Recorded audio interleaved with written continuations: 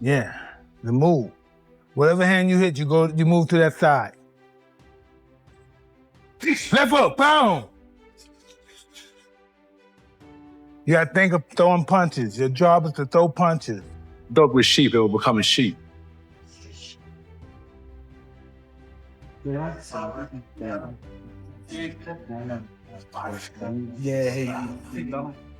Anthony Joshua is reportedly training alongside Mike Tyson as he prepares for his upcoming fight with Jake Paul. Joshua has been learning old-school techniques from Tyson's legendary trainers to sharpen his skills. His focus remains on strategy, speed, and power. The entire camp revolves around tactical planning and conditioning to ensure Joshua enters the ring fully prepared and in peak form for the challenge. In the gym, coming forward, punching to the body with his heart. Anthony Joshua spoke about how Mike Tyson has inspired him with his power, discipline, and training mindset. Joshua has added Tyson-style neck and shoulder exercises to his routine to build strength, stability, and striking impact. He says studying the habits of great fighters has improved his own approach to training in ways he didn't expect. Exercise I got from Mike Tyson. A lot of wrestlers do this. Quite dangerous, actually. Physios don't like this type of stuff, but it's good for neck conditioning. It's called neck bridges. And it's flexibility and strength at the same time. So it's a really good exercise if you want. Mike Tyson has openly praised Anthony Joshua, calling him an incredible fighter.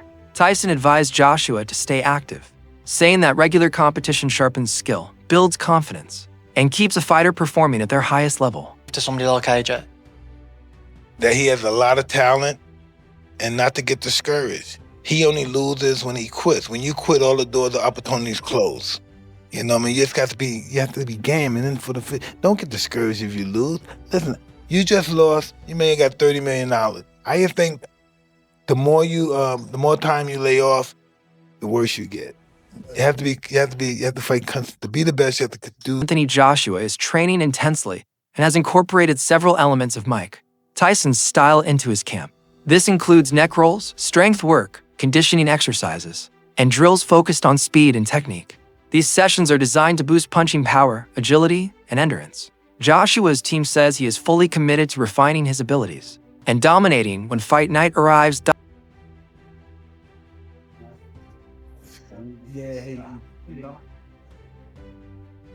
Bro, my physio's looking at me like, what the fuck? I can see you looking at me like, fuck, please don't fucking. Hey, if it goes, at least you're here anyway.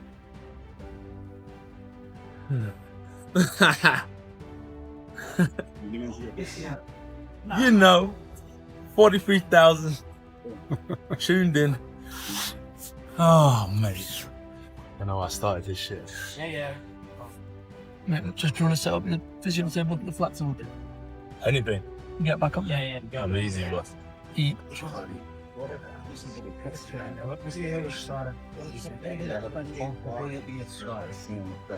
Man, Showtime sent me a lot of pictures. Hearn has made it clear that he believes Anthony Joshua would beat Jake Paul if the fight took place. He says Jake is not considered an elite boxer, but warns that fans shouldn't assume Joshua's victory would be effortless.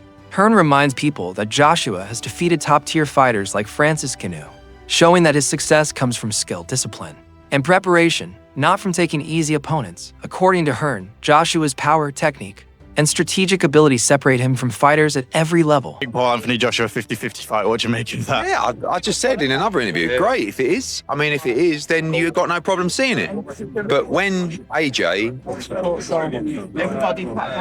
I mean, decapitate's a strong word, but you know, when he renders Jake Paul unconscious like he did to Francis Ngannou, don't then say, oh, well, it was Jake Paul. Do you know what I mean? I mean, when AJ beat Francis Ngannou, Ngannou just had a fight that could have gone either way with Tyson Fury. Then AJ polacked him and everyone just said he's just an MMA fighter. Do you know what I mean? Jake Paul's not Francis Ngannou.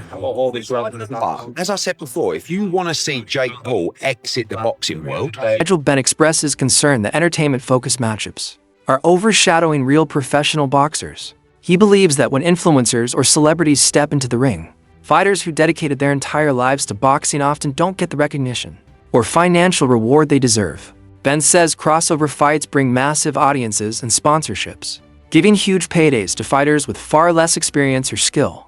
He warns that this trend risks damaging the sport by undervaluing true professionals. Around today, Anthony Joshua and Oh, Jake. no. I'm not even really entertaining that. It's just not. Being a two-time heavyweight champion of the world, it's I don't know, YouTubers. I'm not really into all them influencers coming in there, and there's like some boxers that really work their butt off, don't get paid like what these guys are getting. And Anthony Joshua being a former world champion, should be fighting like, someone in the top 5, top 10. So I ain't really got much how to talk about that. Not interested, really. Bad for boxing? Well, not bad for boxing. If people want to pay to watch it, then, who am I? I'm just giving you my opinion. Who's not worked his way through the ranks to earn that shot at the former world champion? No, not at all. Australian boxing. Who are you a fan of? Obviously got good fighters out there.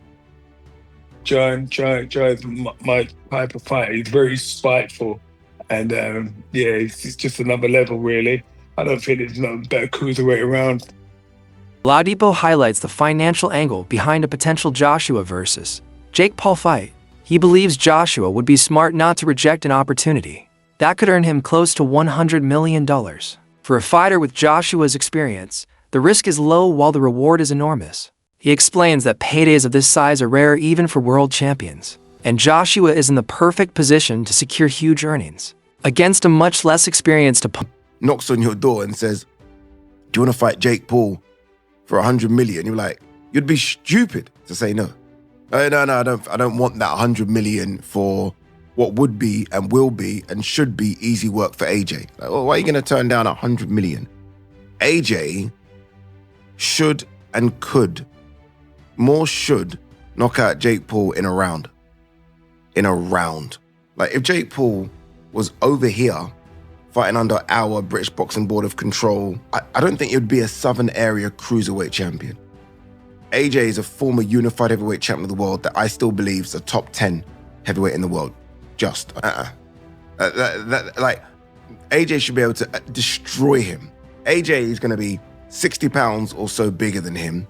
AJ hits like a truck. AJ is a better boxer.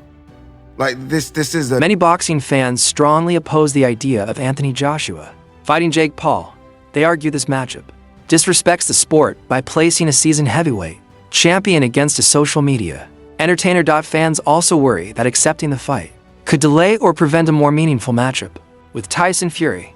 Across social media, fans express frustration, saying the fight prioritizes money over boxing's tradition, competition, and credibility. Some even believe such a matchup could harm Joshua's legacy. Anthony Joshua gets in the ring with YouTuber Jake Paul, and that's what he is, YouTuber Jake Paul. Would you watch it? Simon, before we take some calls, with this seemingly in the pipeline, can we safely say goodbye to Anthony Joshua versus Tyson Fury? Well, I think it's done anyway, judging by the mood music that seems to be coming out from various camps. If you listen to Tyson Fury, he seems to be, despite the fact we've danced this dance before and walked this walk before, he seems to be talking in a very different way. There's no hyperbole. I'm done. This is a younger man's game. I've done my bit. I'm at peace with where I am in life. I don't need boxing anymore. But not in the flash for cash way that Tyson often does it. In a more earnest way is my understanding of his sort of thought processes. So with that in mind, it almost feels that that's off the table anyway. Who knows? The draw of the enormous amounts of money that this one fight can generate. This is the one fight that can really get everybody paid. I mean, the two protagonists. Whatever Usyk takes, tragically for him, he wouldn't even get anywhere near as much money as potentially being offered for the Fury-Joshua fight. What would earn AJ more of a pay packet? Fighting Fury or fighting Jake Paul? Well, I would think tragically fighting Jake Paul. What is that? Because the revenues, because it's a Gen Z TikTok generation that wants to watch sport in a certain way. And that's nothing critical of them. It's just the way that it is. And that's the circumstances of social media and the platforms that people like Jake Paul are able to cross over. It's not a case of people in the mainstream should be dinosaurs. The digital world and those opportunities and those platforms are marvelous places. And you know, you heard me talking about Mark Goldbridge the other day and the commercial deal that he did with the Bundesliga. And we can be sniffy about their level of content, or we can accept that there's a place for everybody. It's interesting that still the digital world. Analysts say Jake Paul facing Anthony Joshua would be a massive step up from all of Jake's previous fights. Unlike the retired or aging opponents Jake has faced before, Joshua is a fully active, elite heavyweight with years of top-level experience. This potential matchup forces Jake to raise his training, strategy, and mentality. Analysts agree Jake is a huge underdog, but believe the fight gives him a rare opportunity to prove genuine growth as a boxer. That's it for today's video. Stay tuned.